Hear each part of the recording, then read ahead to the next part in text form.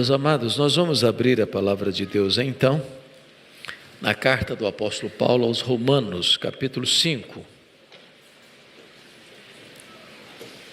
E faremos a leitura do verso 1 ao verso 11. Romanos 5, de 1 a 11. Lido o texto, mantenha a sua Bíblia aberta, por favor, nesta passagem.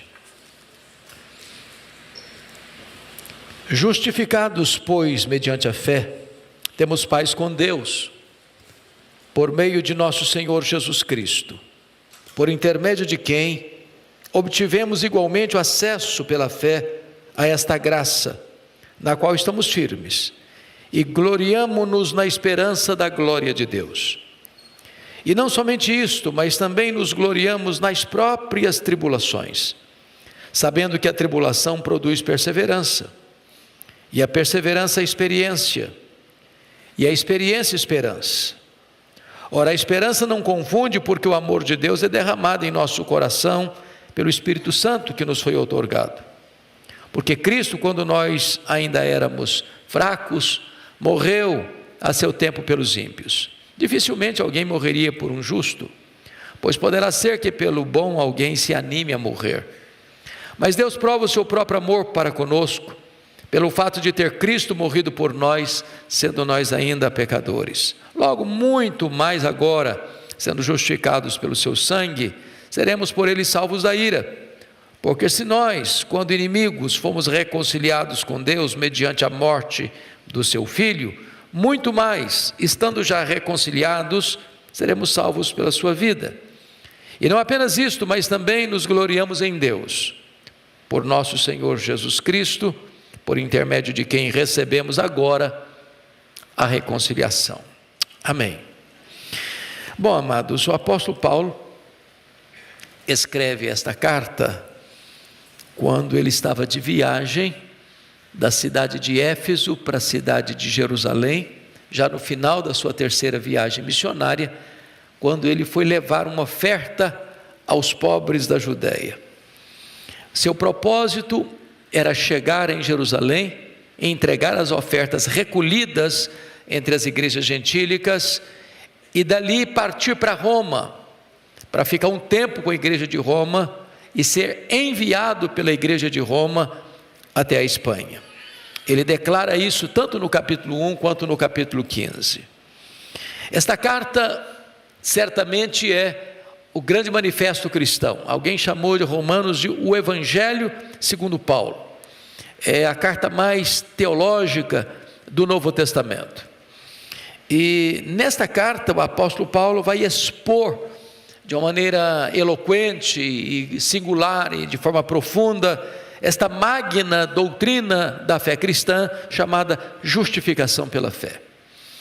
Ele foi tratando do assunto do pecado, do capítulo 1 ao capítulo 3, verso 23, quando ele conclui o assunto, dizendo que todos pecaram e destituídos estão da glória de Deus.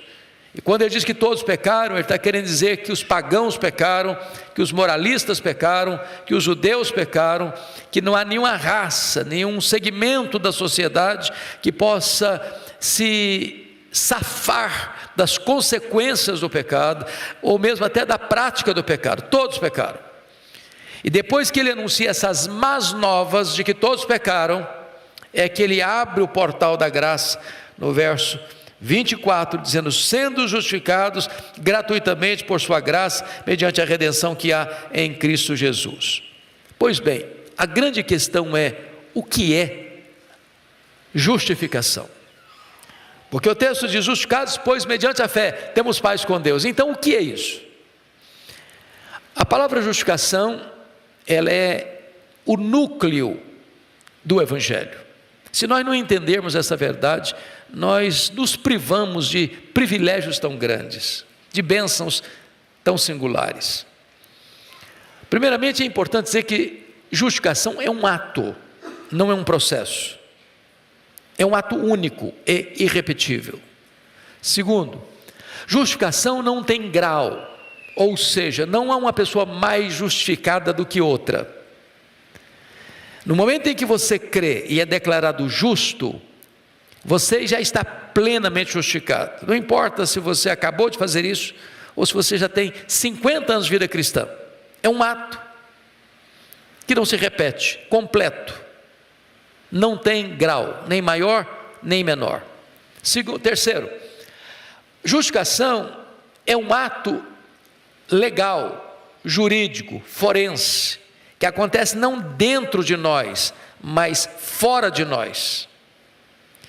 Justificação não é que você é feito justo, justificação é que você é declarado justo, e declarado justo no tribunal de Deus. Por isso é um ato legal. A grande questão é: a quem Deus justifica? Então, fazendo uma pergunta básica: é justo o justo justificar o injusto? Porque do ponto de vista nosso legal, do nosso aparelhamento jurídico, não é justo o justo justificar o injusto. Dentro do nosso arcabouço jurídico, é justo o justo justificar o justo.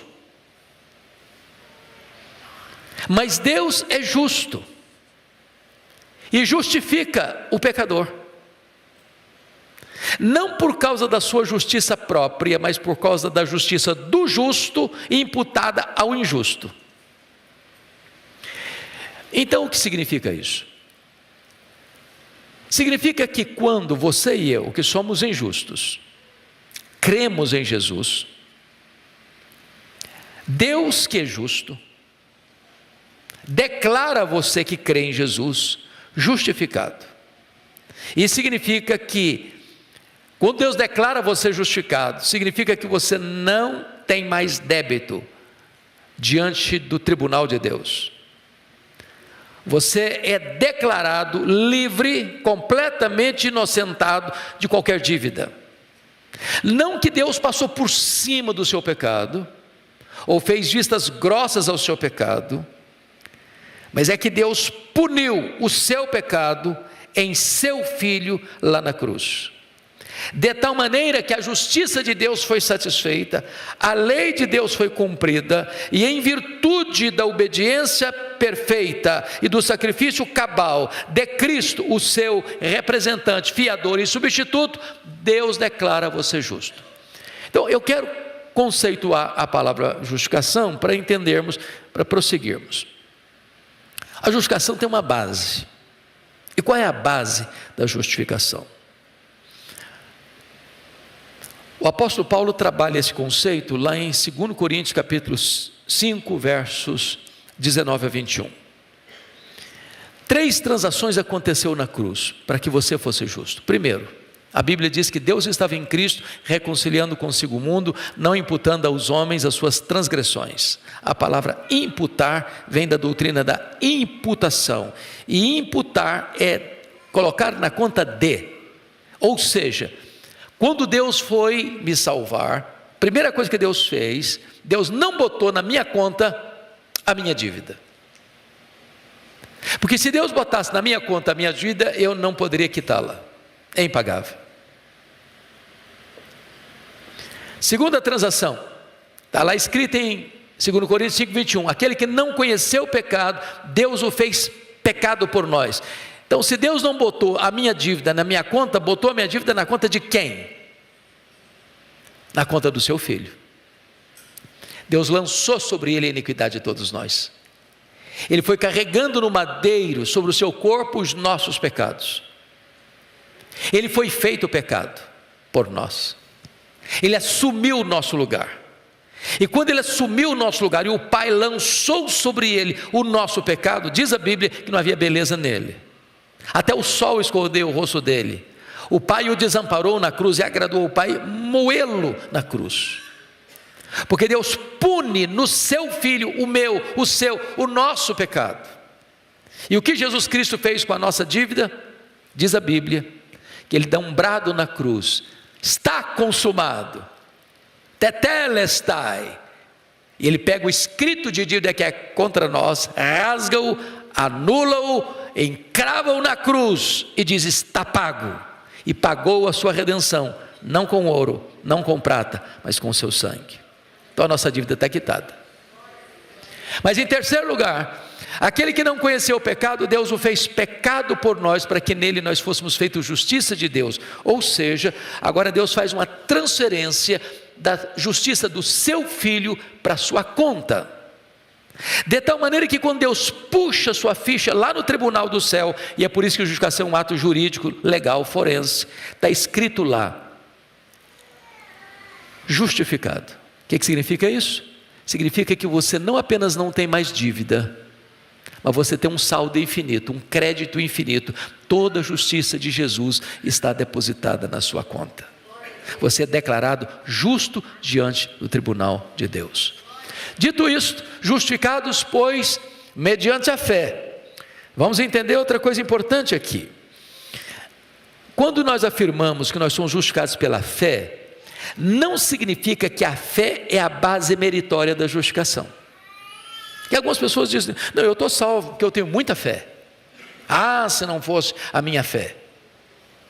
Mas você não é justificado com base na sua fé. Trocando em outras palavras, a causa meritória da sua justificação não é a fé, é o sacrifício de Cristo. A fé é a causa instrumental da sua justificação. Ou seja, você se apropria do que Cristo fez por você, e essa é a base meritória pela fé. É como se a fé fosse a mão de um mendigo estendida para receber o presente de um rei. O presente é a vida eterna. A fé é essa mão que se apropria. Quando você crê, você é justificado. E agora Paulo vai tratar aqui nesse texto de 3 frutos da justificação. Ele vai olhar para o passado, ele vai olhar para o presente, ele vai olhar para o futuro. Com respeito ao passado, o primeiro fruto da justificação é paz com Deus. E o que é paz com Deus? Paz com Deus não é um sentimento, não é uma emoção. Paz com Deus é um estado, é uma condição em que você agora é colocado. Significa que antes eu era um inimigo, agora eu fui reconciliado. Antes eu estava morto, agora eu tenho vida. Antes eu era um escravo, agora eu sou livre. Antes eu estava perdido, agora fui encontrado. Significa que o muro que me separava de Deus foi quebrado. E agora eu tenho plena comunhão com Deus, reconciliado com Deus. Isso é paz com Deus. Então paz com Deus também não tem um que tem mais ou que tem menos. Não é um sentimento. É diferente de paz de Deus. Lembram lá de Filipenses 4:7? E a paz de Deus, que excede todo entendimento, guardará o vosso coração e a vossa mente em Cristo Jesus. Paz de Deus é um sentimento de quietude, de confiança, de serenidade, de descanso. Agora, paz com Deus não. Se você é crente, todo crente tem paz com Deus. É possível que nem todo crente tenha a paz de Deus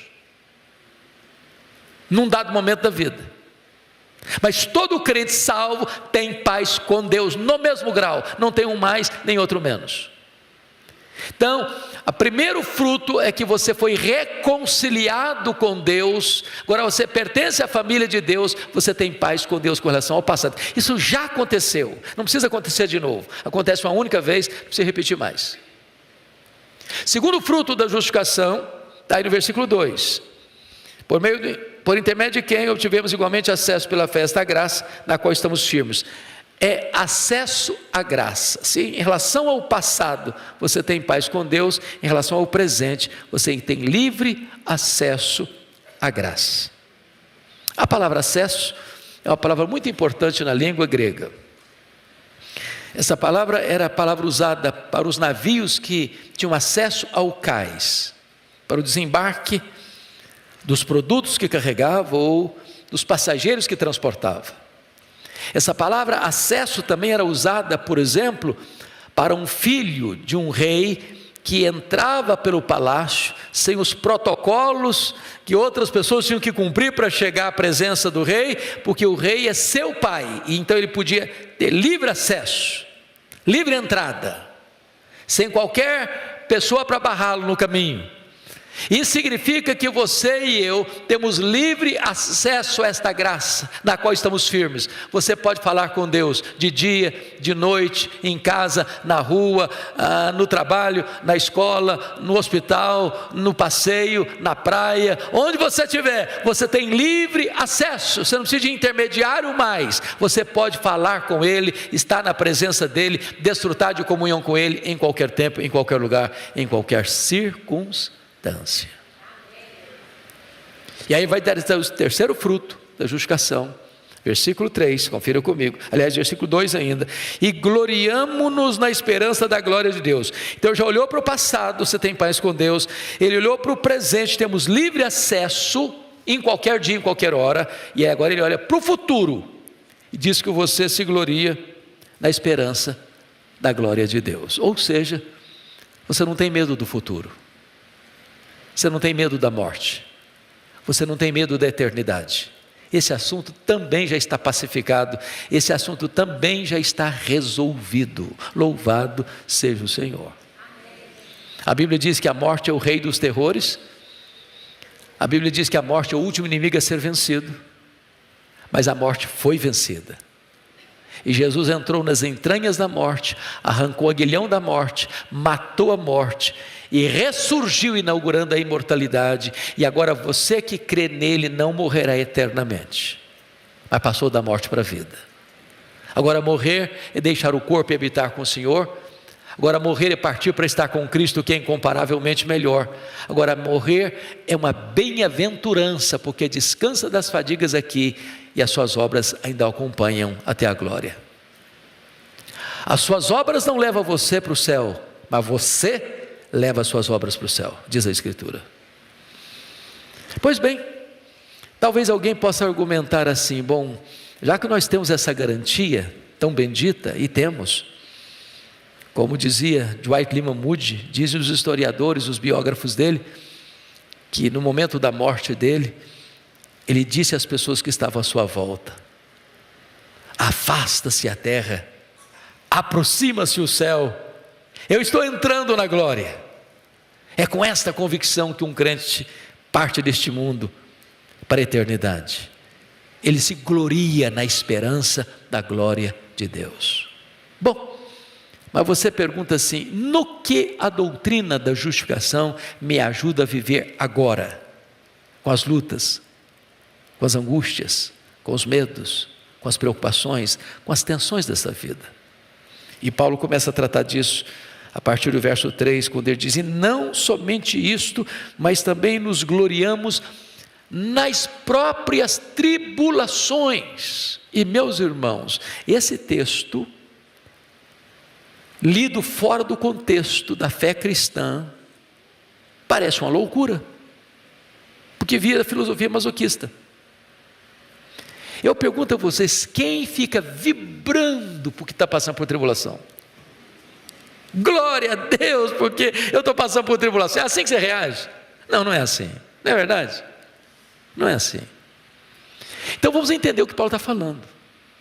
Ele não está dizendo para nós que nós nos gloriamos nas tribulações. E essa palavra tribulação é uma palavra interessante, porque a palavra grega significa pressão. É como se você estivesse passando numa engenhoca, ou debaixo de um rolo compressor, ou sendo exprimido, sendo esmagado pelas circunstâncias da vida. Ninguém gosta de sofrer pelo sofrimento, é óbvio, é óbvio. E não é isso que Paulo está falando. O que ele está falando é que você se gloria nas próprias tribulações por causa do resultado das tribulações. E ele diz aqui, olha o que ele vai dizer: sabendo que a tribulação produz perseverança. Não é pela tribulação em si, é pelo que ela produz. Porque nós aprendemos mais nas lutas e dores da vida que nos dias de folga e festas da vida, não é verdade? O sofrimento é um professor mais habilidoso do que os prazeres. Essa palavra perseverança na língua grega é uma das mais belas palavras do Novo Testamento, a palavra huipomone, e essa palavra significa literalmente paciência triunfadora com circunstâncias adversas. Diferente da palavra macrotimia, longanimidade, que é paciência com gente complicada. Há pessoas que têm muita facilidade de lidar com situação, mas tem muita inabilidade para enfrentar gente difícil. E tem gente difícil, tem não? Aqui o que ele está dizendo é que quando você passa por essa tribulação, Deus vai forjando o seu caráter, Deus vai treinando você, Deus vai equipando você para lidar com situações difíceis com uma paciência não estoica, mas triunfadora. E ele prossegue e diz o seguinte: e a paciência e a perseverança produz o quê? Experiência. O que ele está falando? O que ele está dizendo é que Deus não quer que você que foi justificado tenha apenas uma fé intelectual. Eu entendi. Compreendi o conceito. Ou Deus não quer que você tenha apenas uma experiência de segunda mão. Por exemplo, quando Jacó tem aquela visão lá na escada em Betel, ele conheceu ali o Deus de Abraão, o Deus de Isaac, meu pai, e você quais espera? E o meu Deus. Mas ele não diz isso. Jacó saiu de casa com 77 anos. Jacó passou 20 anos, só com 97 anos, no Val de Jaboque, que ele vai expressar Deus de Abraão, Deus de Isaac, meu Deus, o Deus de Jacó. Deus não pode ser apenas o Deus do seu avô e do seu pai, da sua avó e da sua mãe, é preciso ser o seu Deus. Então essas circunstâncias, tribulação, perseverança, vai produzir experiência. E a palavra experiência aqui é também uma palavra muito rica na língua original, que é a mesma palavra para o crisol, do ourives. Ele bota o metal lá no fogo, e se o metal pudesse falar, dizer, está doendo, mas o que vai ser consumido pelo fogo é só a escória. O metal fica puro, limpo, nobre, belo, mais útil, mais caro, mas não destrói o metal, só a escória. Então quando você passa por uma experiência, Deus vai moldando você, e dizem os entendidos nessa área aí, que o ourives sabe quando tirar o ouro do fogo, é quando ele olha no ouro e vê resplandecer o seu rosto. Quando Deus olha e vê a beleza de Cristo em você, Deus dizendo, tá bom, gostei, está pronto. Há um hino antigo que nós cantamos, que a beleza de Cristo se veja em mim. É mais ou menos isso que o texto está querendo dizer. E ele termina assim: e a experiência produz esperança, não uma esperança vaga, uma esperança segura. E ele vai dizer no verso 5: ora, a esperança não se confunde, porque o amor de Deus é derramado em nosso coração pelo Espírito Santo que nos foi outorgado. Uma esperança firme, inabalável, segura, viva, por causa do amor de Deus que é derramado em nosso coração. E eu quero já concluir dizendo o seguinte, que esse amor de Deus que é derramado em nosso coração tem 3 características aqui. Primeiro, é um amor abundante.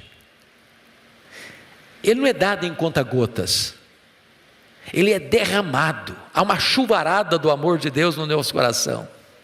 São torrentes desse amor que descem para o nosso coração. É uma prova abundante, efusiva, eloquente, jorra em catadupas, em torrentes caudalosas. Este amor vai inundar o nosso coração, é um amor abundante.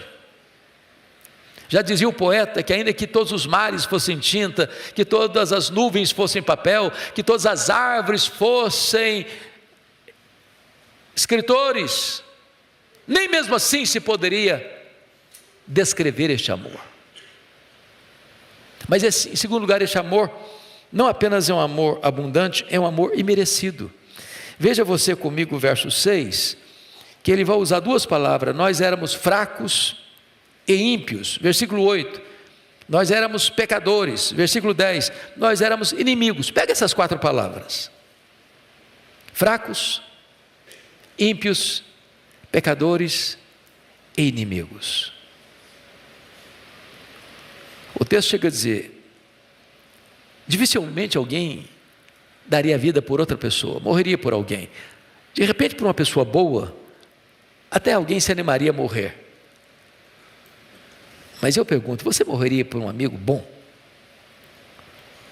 Na fila do fuzilamento: não, deixa que eu vou no seu lugar, fica aqui. Você faria isso? Se a pessoa é boa, às vezes se anima a morrer.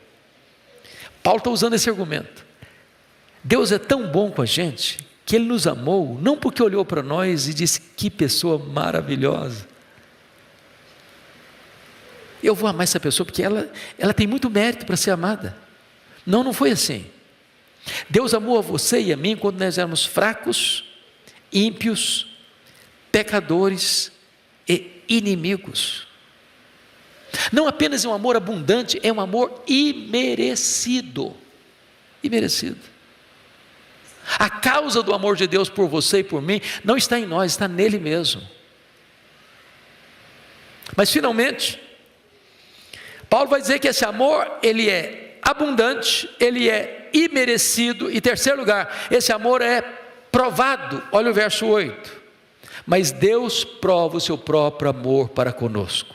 E qual é a maior prova do amor de Deus para você, ou por você? O fato de ter Cristo morrido por nós. Você quer prova maior do que isso?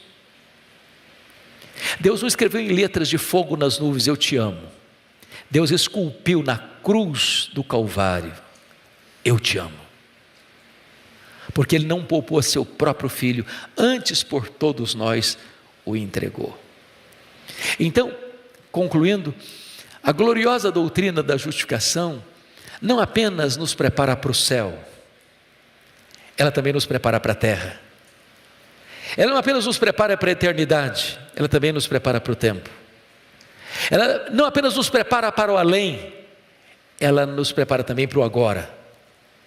E eu desejo de todo o meu coração que esta palavra encontre guarida no seu coração. E hoje você possa sair daqui glorificando a Deus por tão grande salvação. Que Deus nos abençoe. Amém.